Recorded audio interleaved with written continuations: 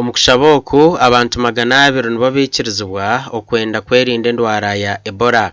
Okushaba hari na mugongo orubaju rw'abakristayo kwayebemberwa mukuru w'ekanisa ya Uganda Right Reverend Dr. Stephen Kazimba Mugalu kandi yashaba abantu okwehara kushorora mu nganda omudini no mbyobutegeki. Our future polish our destiny. Nti ebyo biri maaso bye biyamba okulongoosa gye tulaga. So our future is about one tribe, one nation, and one worship of God. Ebijja maaso biraga nti tugenda kubeera ggwanga limu, tugenda kubeera abantu bamu nga tusinza Katonda. The martyrs have already taught us this. Abajulizi bamaze okukitulaga ekyo. Band together in unity. Baayokebwa wamu mu bumu. Despite different regions. Si nsonga baba baavaawa. We can be united and work together and suffer together despite our different faith. Tuyinza okwegatta ne tusomoozebwa wamu si nsonga oba tukkiririza mu ki. So long as that faith is pointing at the Savior of the world. Kasita okukkiriza okwo kuba nga kututwala eri Yesu. Hona yashaba bikiriza okwegeraho abajuriza baferire edini kurabira mu kukwatanisa no kuhamira mu nkiriza zabo.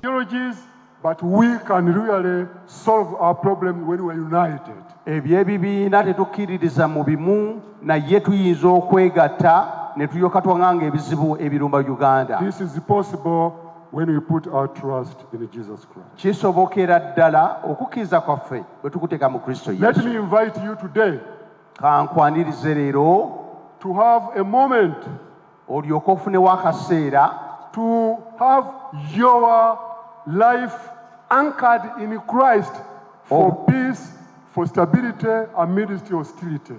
Okushaba okukwakwa Minisita Katumba Wamala owajwekera gavumenti kandi yashaba abantu okushabira ihanga kuguma omu businge. Many of you have been around and you know what has been happening, and I think we can also see beyond us, beyond our country, beyond the region, beyond our continent, and even in some areas. You can see what the lack of peace can do and how it can disturb life, even of the innocent, including children and women and old people. So let's all work for peace. Let's all pray for peace and work for peace in our country. Yajumirira entare ziri mu madini agamwe kandi yashaba bari kuchompana okwegarukamu. Let's break those walls, the walls of political differences, the walls of religious differences, the walls which are really artificial, that we as a nation look forward and work together to make our country a better country. Omugandi kurgarya ntonde abanyadini bahigwa kugita shara bashabire Ebola n'ezindi ndwara nyamwita okutuntumuka.